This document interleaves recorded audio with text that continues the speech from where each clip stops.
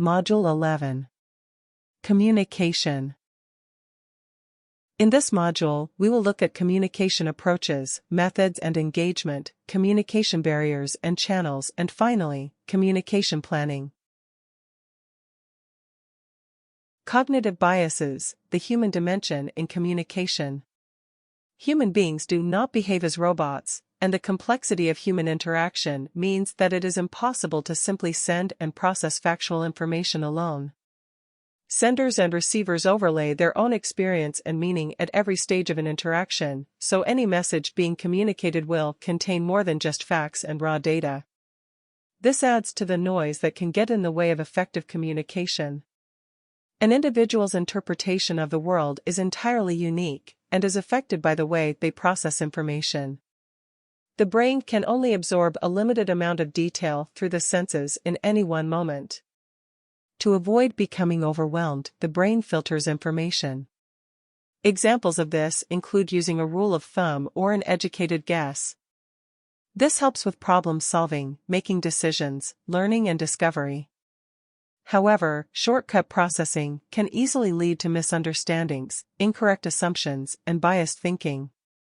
Behavioral psychologists have identified many cognitive biases. Table 5.1 on page 214 of your handbook lists for biases that can occur during change, with suggested communication approaches to deal with them. Mental shortcuts to process information. These biases are: confirmation bias, confirming own beliefs; status quo bias, keep things as they are; availability bias, focus on memorable or available information; bandwagon effect, group influence effect. It is inevitable that biases occur and we cannot avoid filtering information that we process. This adds to the noise associated with messages being communicated and leads to possible misinterpretations and incorrect assumptions. The aim of any communication effort is to minimize the noise as much as possible. One way of doing this is to incorporate opportunities for feedback wherever possible. Feedback mechanisms. The concept of feedback originates from the field of cybernetics, which is the science of control systems, Fisk, 1996. A very simple feedback mechanism is, for example, the oil light indicator in a car. If this lights up, it is a message for the driver that the oil needs topping up. As a result of that information, action can be taken to address the situation. Similarly, during communication, feedback provides valuable information about whether a message has been understood as it was intended. A critical element to make this work is that the sender must be prepared to listen to the incoming feedback and respond accordingly, rather than just be focused on sending messages out. Further information on active listening is in Chapter 9, Section C1 of your handbook. Gathering feedback from people throughout a change initiative, both individually and collectively, is an effective activity to monitor the effectiveness of communication efforts. This is covered in more detail in Chapter 5, Section E. Communication approaches, interpersonal and mass communication. A typical example of interpersonal communication would be a meeting where individuals are involved in direct face-to-face interactions within a small group. Mass communication refers to communicating with large numbers of people, for example sending organization-wide announcements about change within a newsletter, or a video on an intranet. Mass communication tends to be a one-way flow of information and works on the assumption that communication is primarily a mechanical process and all people receiving the message will give it the same meaning in a rational way. Within organizations, both interpersonal and mass communications are taking place. If you consider the intricacies involved in communication between individuals, when this is scaled up to organizations, the task of clear and effective communication becomes even more challenging. The potential for misunderstandings and confusion is vastly multiplied as the volume of people and communications increases, and people will inevitably influence each other with their own interpretations of what the communication means. Different communication methods. During one-way communication, as the name suggests, the focus is on how to get the message sent. It is useful for imparting information to large numbers of people at the same time and is achieved more quickly than two-way communication. So where there are urgent issues to address and time is a critical factor, one-way communication may be more appropriate.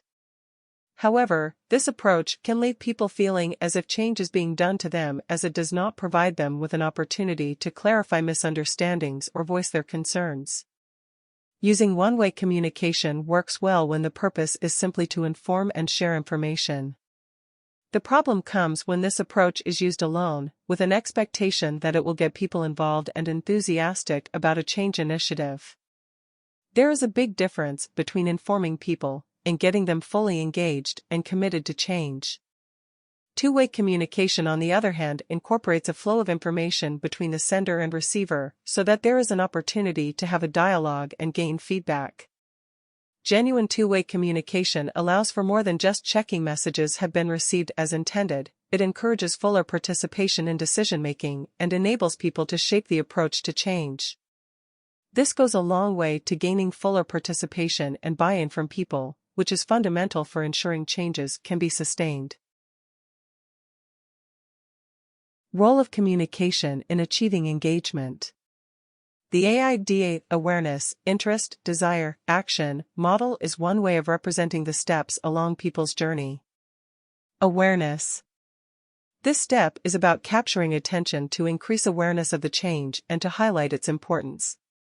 Communication at this point needs to focus on explaining what the change is about, the reasons for the change, and create a sense of urgency if necessary.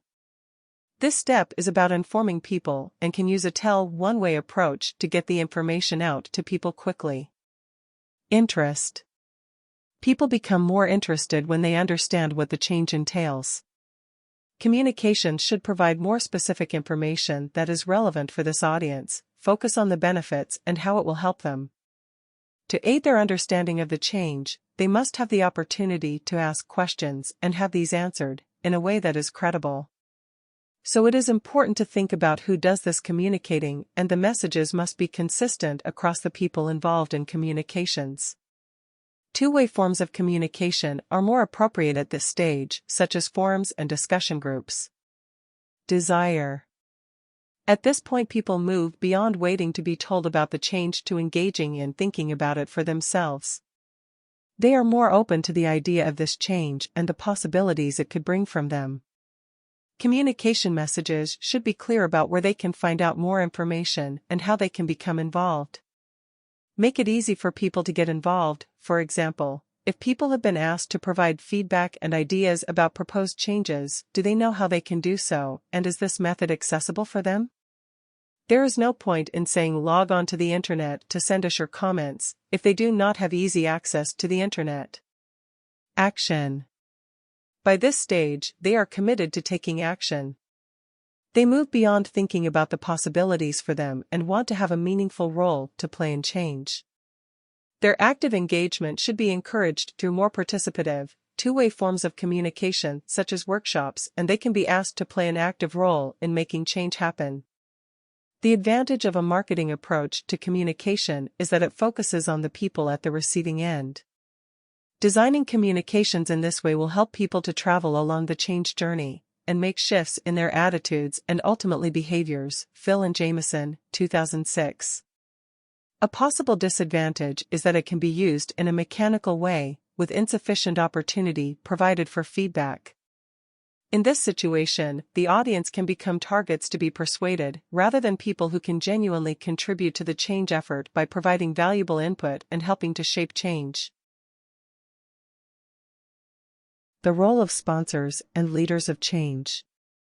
Sponsors and leaders of change have critical roles in ensuring effective communication and engagement. Visible support from the sponsor and involvement from leaders at the top is critical. Using a top-down, one-way approach to convey information, such as the reasons and vision for change, help get information out quickly to large numbers of people. To achieve fuller engagement, this should be balanced by a genuine invitation for people to participate. If people are given these opportunities within an environment of trust and openness, they will feel more involved and committed. Smythe explains in their 2007 study that real engagement means asking people to think the business issue through for themselves. In other words, telling people information will not result in engagement. Smythe goes on to say, employee engagement is not an end in itself, it is a platform from which to engage everyone in change so that people move beyond feeling a part of it to having a meaningful role in it. Communicating change. There are 6 key factors necessary in order to encourage engagement. 1. Don't wait until all the information is available. 2. Focus on two-way, face-to-face interactions when more engagement is required. 3. Consider the impact of the changes on individuals. 4. Target specific audiences in order to segment information and avoid overloading people. 5. Allow plenty of time. 6. Encourage feedback and act on it. Barriers to effective communication. There are many potential barriers to communication. The noise that gets in the way of effective communication across the organization includes emotions, attitudes, and perceptions. The way people interpret information, and the way they feel, affects what they pay attention to and the meaning they attach to any communication.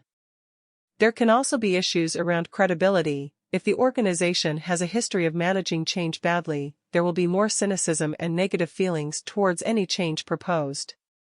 This can prevent people from hearing the key messages being communicated and processing that information. Type and amount of information. If change communications include too little information, the result will be that people have insufficient context to understand the drivers for change or see how it affects them. Information overload is not helpful either. If people have too much information, they may find it difficult to absorb all the detail and simply not have time to read it all. The language used can also be an obstacle, in that it could be overly technical, too high level and full of abstract concepts without anything concrete and meaningful, or includes an inappropriate amount of jargon or management speak. The level of information, and the way it is expressed, should match the needs of the audience.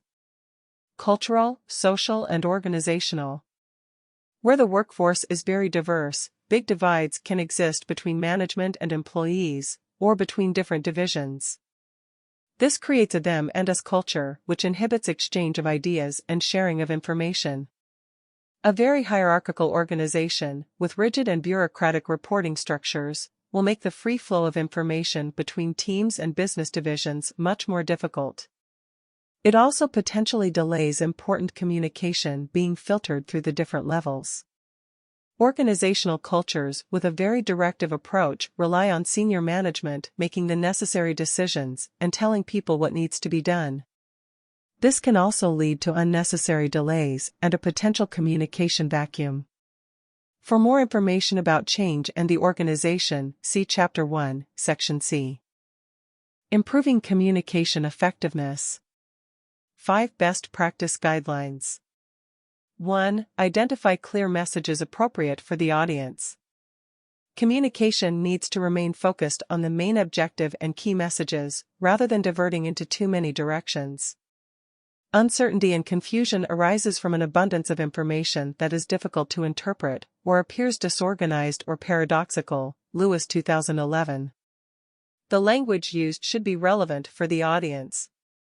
High-level strategic, business speak is fine for management levels, but may not mean anything to people lower down in the organization. Similarly, too much technical jargon may be appropriate for a very technical audience, but will be meaningless to non-technical people. 2. Make information simple, clear and easy to navigate. Make it easy for the audience by sticking to simple and clear messages. With written communication, ensure it is easy to navigate and consider the layout, legibility, and use of visuals to make the information clearer and easier to digest.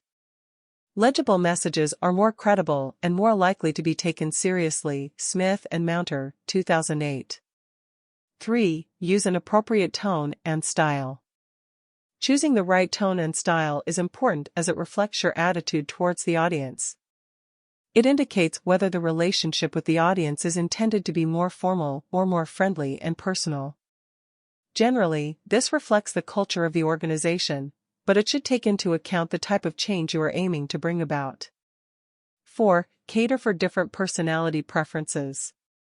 People have different preferences for the way they process information. For example, some people prefer general, big-picture ideas, whereas others are looking for specific detail. Some people prefer to have options and knowing there is flexibility in the plans and choices available, whereas others need to know there is a clear step-by-step plan to follow and will be concerned if this is not the case. Communications need to cater for these different preferences by covering all these perspectives. A description of the bigger picture will provide the overall context, and even if all the specific details are not available yet, let people know when they will be available or where they can go to get more detailed information. This helps to reassure them and gives them confidence in the approach being proposed. 5. Include the actions required from people and where they can get support. Communications should include actions that people are required to take and where they can get more information and support from. To set and manage expectations, a schedule of when new information or detail will be available and how that will be communicated is also helpful. Appealing to hearts and minds. Successful communication and engagement approaches appeal to people's hearts as well as minds. Use both logical reasoning to explain the drivers and approach to change and also appeal to their emotions. Symbolic actions and symbolism. Actions speak louder than words. The actions and behaviors of those leading change have a bigger impact on people's level of engagement than any formal presentation. All involved in leading and managing change need to be consistent in demonstrating their commitment through their actions and become role models for others. The way leaders and managers interact with people on a day-to-day basis conveys information about the organizational culture. How responses to people's feedback are managed also sends an important message. It symbolizes the extent to which individual contributions are valued, and this will affect their levels of engagement. The impact of this type of activity should not be underestimated, as it provides a powerful context for the way people interpret things. They will be quick to notice any inconsistencies, and this will undermine other communication efforts. Visual symbols are also extremely powerful and can be used to reinforce important messages. When two organizations merge, the logo of the newly formed company can become a powerful symbol of a new beginning and a new sense of identity. Uniforms, company branding, and the type of offices all send messages about what is considered important within the organization. Using a visual image or symbol to represent the vision for change can also be a powerful way of reinforcing the message. Rose, 2010. Use of metaphors. Metaphors encourage visual thinking and can be a very powerful way of explaining a situation in terms that people can more easily understand and connect with emotionally. Examples of metaphors are, "We'll leave no stone unturned, our bank account is not a bottomless pit." People are unlikely to understand or remember all the facts and figures about why change is needed, but they will remember if it is explained in simple terms and using imagery that they can connect with.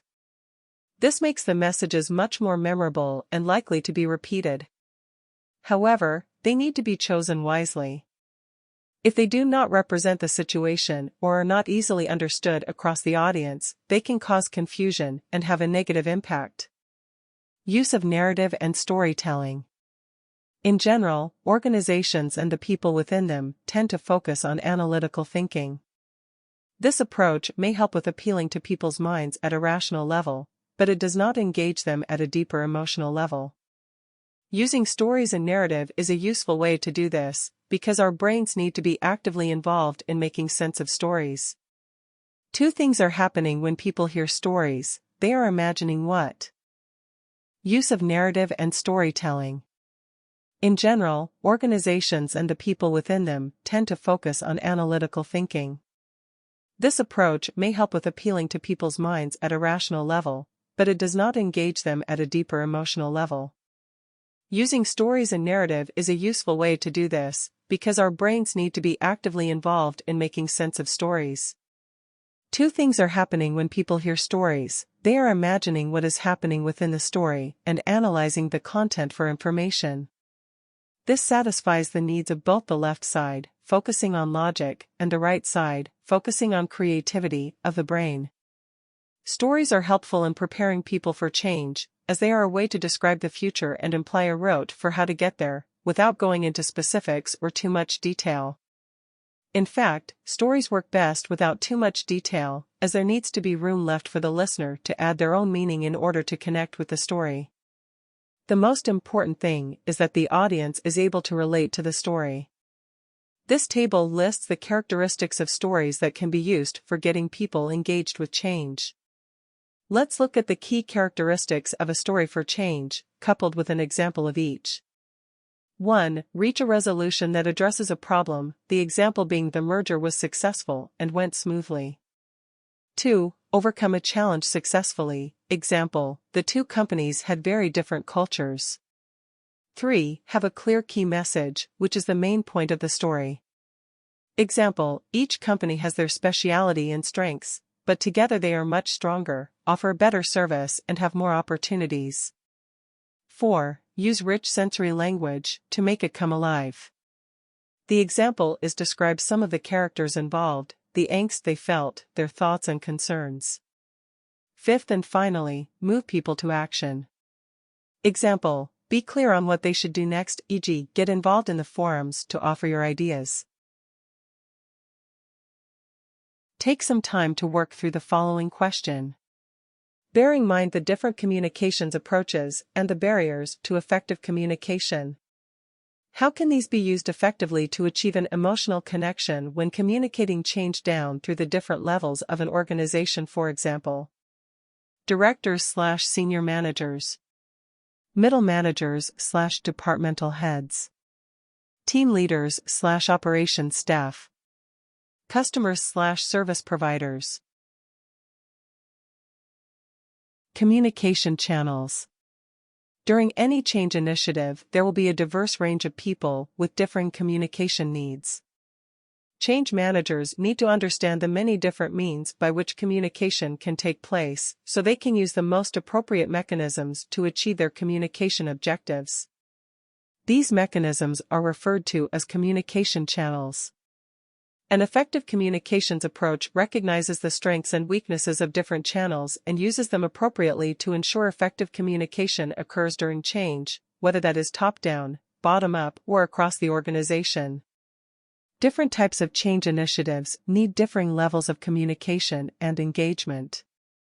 For example, the announcement of a redundancy program will need a more sensitive approach than the announcement of a new software upgrade for employees' computers. Decisions about communication channels to be used are often made on the basis of convenience for the sender. This can lead to communication failure. Better choices will be made by focusing on the needs and perspectives of those receiving the messages. Two main communication channels are typically employed during change: push channels and pull channels.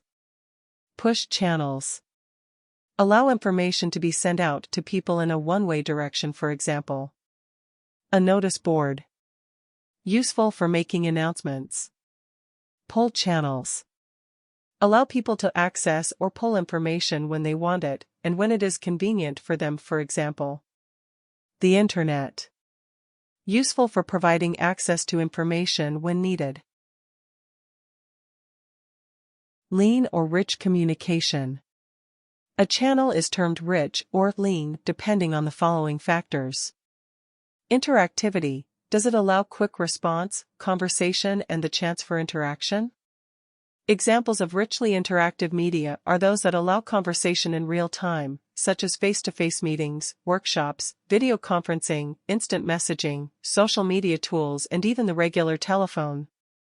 Multiple cues. Does it provide multiple layers of feedback signals to help people understand both the literal content of the message and the underlying meanings?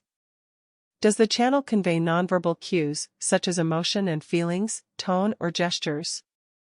A large proportion of what is communicated comes from nonverbal content, which influences how the information is received. Face-to-face communication, including video options, is richer as it includes tone of voice and body language. Written text is leaner as there is nothing beyond the words, and the word combinations. Variety and format of information. Does it allow for a variety of different formats and styles of information, for example, visual, numerical?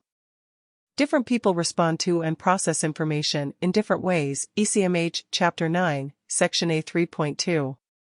Rows of data in a spreadsheet can provide a good source for analysis, but will not be as compelling as the same information presented visually. A spreadsheet is lean on variety and format of information, while video conferencing is much richer. Decisions around which channel to use for a communication have to be made carefully. A lean medium may provide too little information and result in misunderstanding and confusion. By contrast, a rich medium for a very simple message could distract from the key points.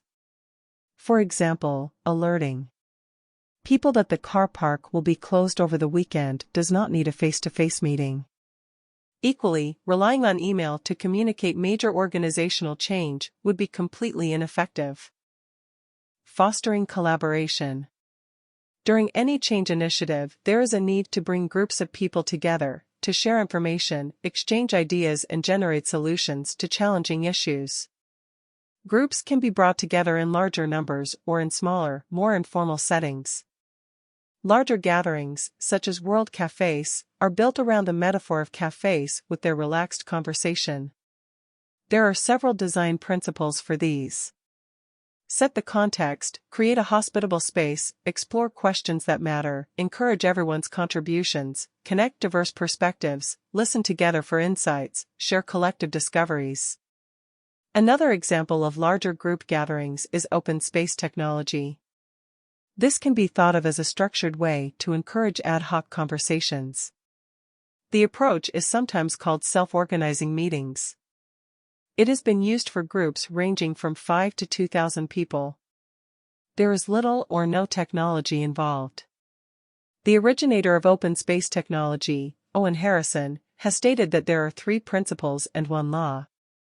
The 3 principles are: whoever comes to a session are the right people for that session, whatever happens is the only thing that could have, whenever a session starts is the right time for it to start. The law is called the law of 2 feet. It simply states that if at any time an attendee is neither learning nor contributing, then they should use their 2 feet and move on. Open space technology works best when tackling complex issues with diverse people, who have diverse ideas and a passion for the problem. Then we have the smaller face-to-face interpersonal communication channels such as one-to-one meetings, group meetings, or around the water cooler meeting. And finally, the social media and community building channels such as Facebook, Skype, and LinkedIn, enterprise social networks. Each channel serves a different purpose, so a wide range of options should be planned for, to meet the communication challenges during any change initiative. The emergence of a wide range of social media technologies allows for faster, richer exchanges and wider levels of collaboration than were previously possible. The first era of social enterprise platforms was about facilitating a sharing of knowledge and increasing transparency. The technological developments that have followed add the social dimension, allowing people to connect in a more meaningful way, to help build communities and deliver results. These communities cut across functional and geographic divisions, allowing people to share the issues that really matter to them, but on a much wider scale. They are an effective way to increase interaction across diverse groups, share and exchange ideas, and increase collaboration. Using social media. Social media has both strengths and pitfalls. Be aware of legal restrictions and confidentiality of information. Be patient and plan ahead when embedding social media. Leaders should demonstrate its use and be seen to be involved. Apply best practice guidelines. 1. Link social media objectives clearly to the communication strategy for change. 2. Train people in social media use so they are comfortable using it. 3. Put best practice guidelines in place about what is acceptable and what is not. 4. Establish governance to monitor adherence to a clear social media policy. 5. Have dedicated resource to generate content and interaction to help build momentum. 6. Seek commitment from all levels of management for use of social media. 7. Put monitoring systems and processes in place to measure its effectiveness. Take a moment to consider the following. What communications channels are typically used in your current organization? What seems to work best when communicating change? Planning for effective communications. During any change initiative, people need to understand why change is necessary, what is involved, how it will impact them, what role can they play in making change happen, and what happens next. Planning objectives. Provide information. Keep people updated with relevant and timely information, ideas, and concepts. Provide the context for change.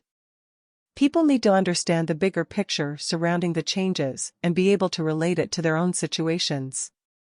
This provides a map which helps them navigate through what may otherwise be seen as chaos.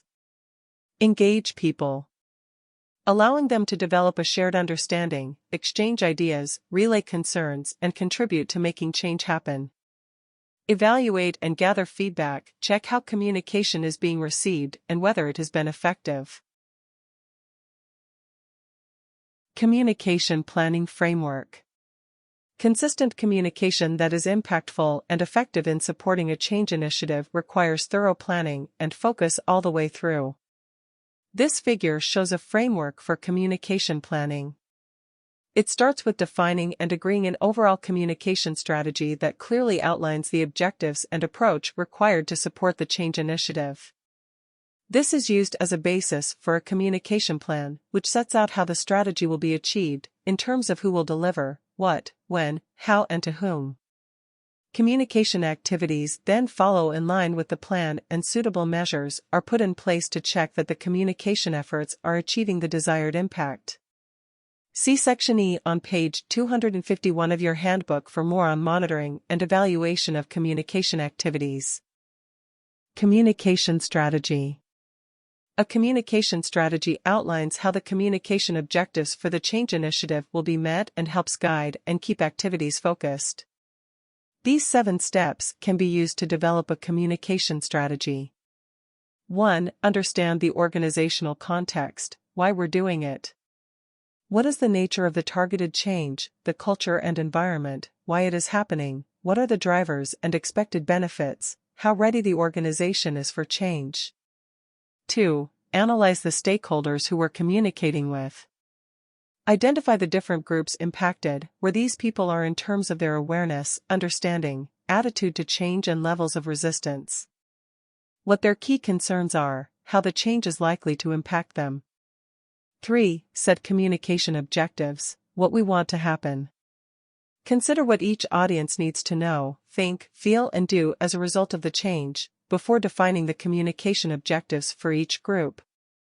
Objectives should be measurable so that progress can be tracked and any problems identified early. 4. Select communication approaches, how we'll go about it. Select appropriate or different approaches to match the differing impacts on people. At every stage, measure the effectiveness of communication, to track progress and adjust the level of push in messages. The effectiveness measures can be shared, to highlight the benefits of the initiative and prompt information demands, increasing the levels of pull. 5. Develop key messages and themes, what we're going to say. People need to hear consistent communication messages from multiple sources, which must include immediate managers and more senior leaders across the organization. This plays a big part in gaining their confidence and overcoming resistance during change. Identifying and documenting the key messages, as a part of the communication strategy, will ensure that the change team, managers, and leaders are all delivering consistent information. 6. Identify who will deliver key messages. Choosing the right champions and ambassadors for change, and using these at the right points during the process, is key for overcoming resistance and moving people along the change journey. At different stages, people have different levels of relevance and credibility. In the early stages of the communication process, more focus can be on leaders to set the vision and direction. As change progresses, the focus will shift to more frontline or direct managers, who can discuss the specific details that are directly relevant for people. 7. Select communication channels, how the messages will get there. Different communication channels have different characteristics and should be selected to meet the needs of the strategy, the message, and the audience. First, decisions need to be made about which channels should be used, and for what purpose. It is then important that channels are used consistently to avoid confusing the audience. Communication plan. The information and understanding gained from creating the communication strategy is then used to develop a communication plan. Setting out a well-considered communication plan will ensure that timely, appropriate, and consistent activity takes place to deliver all the objectives set out in the communication strategy.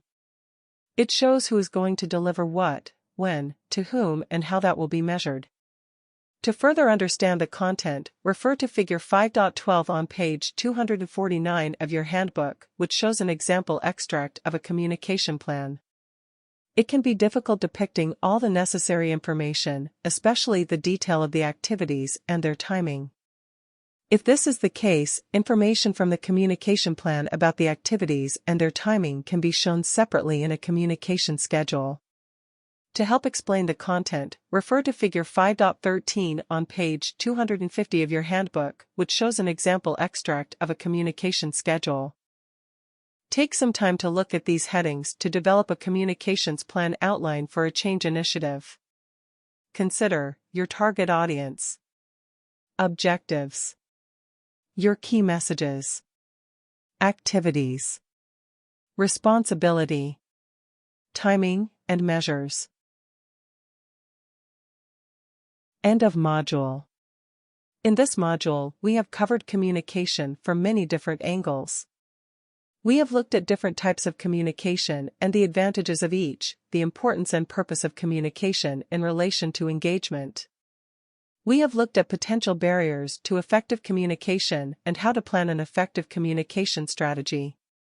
In the next module, we will look at change impact.